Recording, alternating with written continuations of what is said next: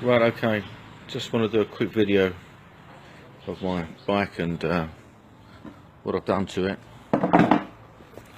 from standard. Not sure if the video's bright enough at the moment. Check that out later. So just go around it quickly so you can see what I've done. Is I had a small well, I fell off the bike. It went down on the deck with me and Mon on it. Wasn't going fast.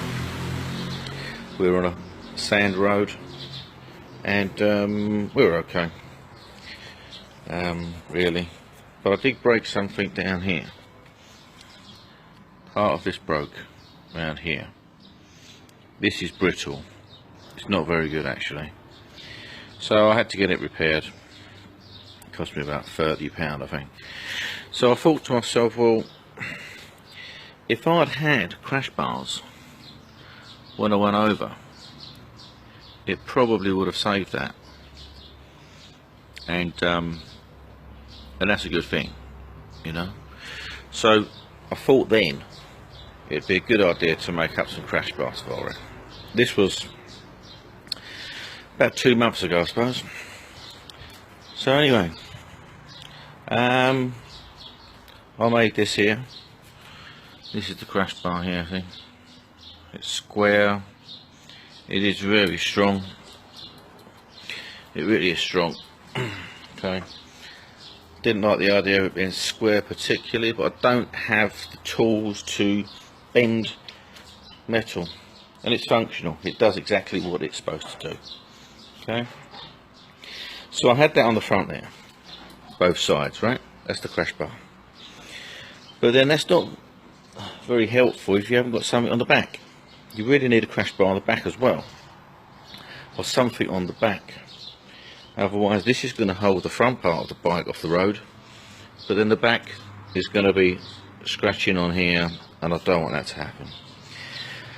So the idea was then to make something to hold the back off of the road, the back of the bike off the road if it does go over. And pannier boxes was my idea. You can buy the pannier boxes. They're about 6,000 baht, which is about 120 quid for the pair, and then you've got to get a company to make up a bracket to hold them for you. So I thought, well, I'll just do it myself. So yeah, so the idea of these were to help the front, so it acts like a crash barrier, but also is functional as a box. You know, you can carry lots of equipment in there, or tools, or clothing, or anything you want. So that's why I made these, just to keep the bike off the road. And might be able to see there, it's just a bit wider than the exhaust. Both sides are exactly the same, so it will keep it the bike from touching the ground if it decides to go over.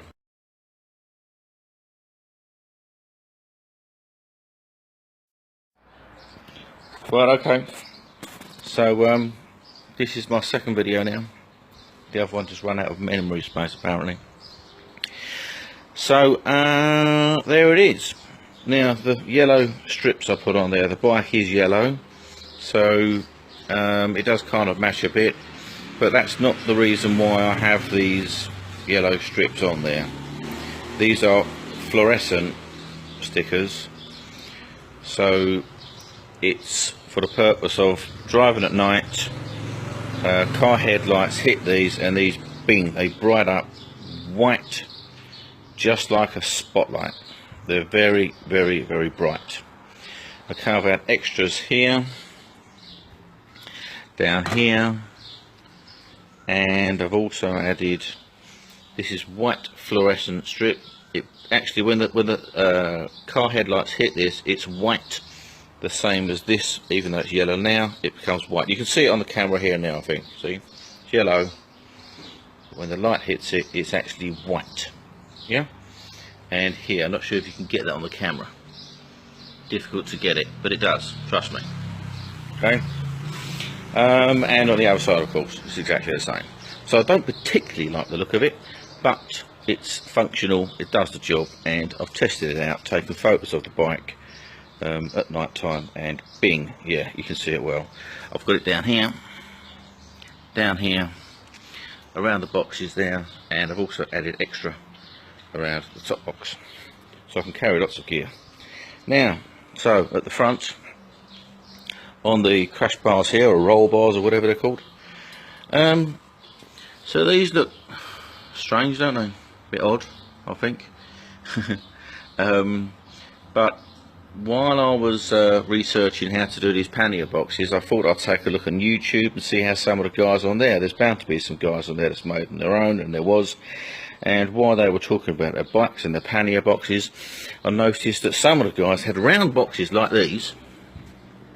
They had them mounted on the back there, underneath their back box. The company's selling them, they put them on the back box there, under the back box there, and they're advertised as a perfect place to carry extra tools if you need to do a maintenance on your bike or something like that, because the toolkits that the bikes come with are really inadequate. They're very small, the tools are not very good. So I thought, yeah, good idea. Actually, I didn't buy these, I just bought some material and made them myself. These are bigger than the ones that are sold for the motorbikes. This is 4-inch diameter and about 10 inches long. So again, can get quite a lot of gear in there. And I've made two, just to make it look even, with locks on them. One on that side, one on this side here. No idea what I'm going to put in them yet. I'm not even planning on going on any journeys, to be honest with you. But as I said, it started off because I needed roll bars, so I've got protection on the side of the bike now for the bike and for myself if it decides to go over on a rough surface.